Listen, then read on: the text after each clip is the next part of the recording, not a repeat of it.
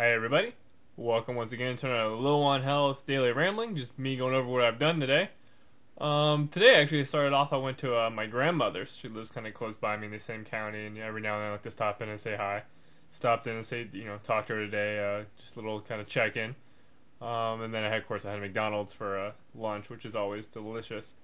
But let me just jump right in here to the other things. I did play and beat Battlefield 2 today.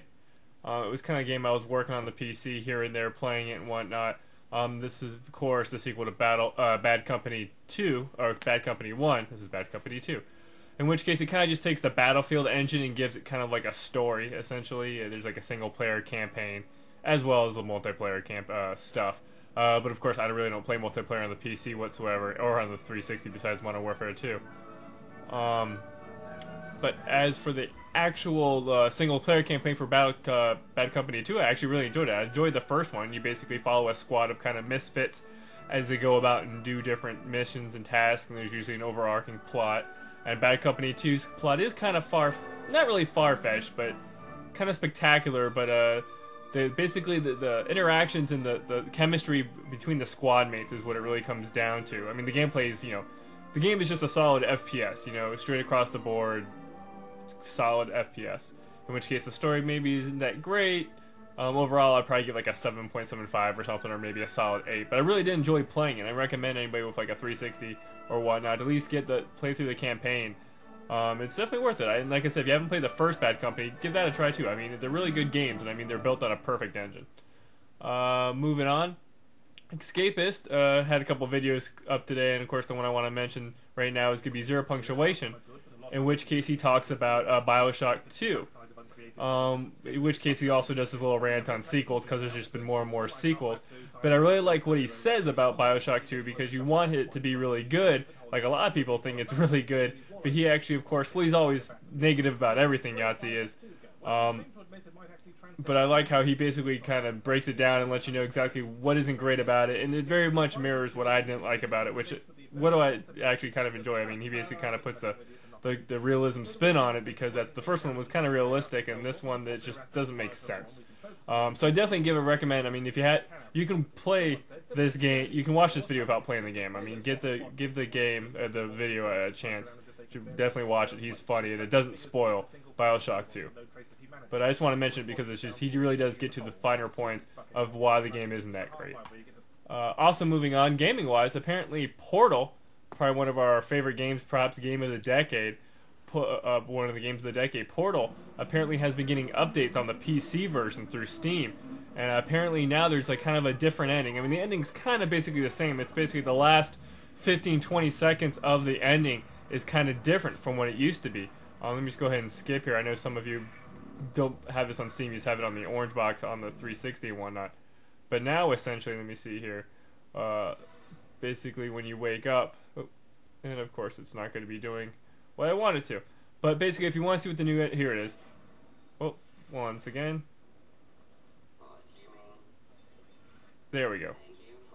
One more time. Sorry, people. But basically, now you kind of get this robot that appears and makes a sound. I don't want to ruin it, but basically, this is the ending of the end now of Portal, which a lot of people are now hoping Portal will definitely lead into Episode 3 of Half-Life 2, which a lot of us have been clamoring for. I've been clamoring for. And I always want to say, if you haven't played Portal, definitely play it. A lot of people consider it one of the games of the decade, in which case I am working on my games of the decade list. I actually probably will get together with some people so we can kind of have a consensus about it. Other kind of just in anime news or manga news, basically there's a graphic novel artist called Nick Simmons, who apparently has been under some flack with him basically using traces and copying manga and other anime works of art, almost scanning them for his own purpose. In which case, there was a couple articles about, just examples of how he's basically stealing other people's works or mirroring it very much. And he basically came out and said, yeah, I enjoy other people's works, and of course it's reflected in mine. But a lot of people are just like, no, this is blatant copying. I mean, there's just almost shot for shot, character for character similarities, which is just bullcrap. But he said, whatever, I don't care. That's basically what Nick Simmons said. But then a couple days later, basically, Nick Simmons' publisher has basically now pulled his graphic novel pulled and are publishing his comic book and whatnot. And there's some more articles about basically how things you can kind of mash them up and how they look very, very similar to other people's works. I mean, that's just sickening how he would just copy that and try to sell it off. Where's the other article here? Let me see. This is a website that has actually some pretty good stuff. But basically, now his publisher has said, no, we're no longer producing your comic because you're plagiarizing other people's works, which is good. I'm glad to see basically the community coming together and say, hey, this guy's bullcrap and he's copying other people's works. What else do I got here? Let's go to Xbox Live. Let's see what we got. I did Prestige, which I think I mentioned before, for like the 5th time. So me and Darren are probably going to be playing Modern Warfare 2 later on tonight, which I am, of course, enjoying it so much. There was actually kind of a Gmail discussion. Let me see if I can find that real quick. I do want to mention that. I didn't queue this up because this is going to be up. There was basically kind of a discussion going on in between the usual group of people here. Let me see. Okay, everything's cool. About Halo Reach, where basically it's going into beta, and basically people are kind of interested in it. And I bring up the fact where, you know, like, people are saying, well, if you think Halo Reach is going to be good, then, you know, should you play Halo ODST? Because they're kind of going to be the same. Basically what prompted is there's a new video of the Halo Reach beta, in which case I watched the video. I'm not going to bother playing it, but I watched the video, and basically it looks almost kind of the same from what we've seen all the time, in which case it just looks like there's jetpacks. Which, if you play any type of shooter with jetpacks, it just gets real annoying to have to deal with them.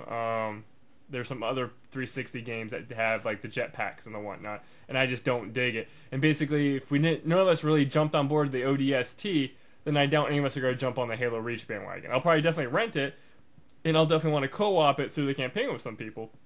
But as of basically playing it over the Modern Warfare 2, I don't think it's going to pull the cloud. And I mentioned, you know, like, basically what I like about Modern Warfare 2 is that, you know, you basically are always working towards something. The Halo's ranking system, which is probably better, more accurate, kind of, you will lose experience and lose a rank if you don't play that well, and you can only gain rank if you beat people of a higher rank than you or equal to rank of you.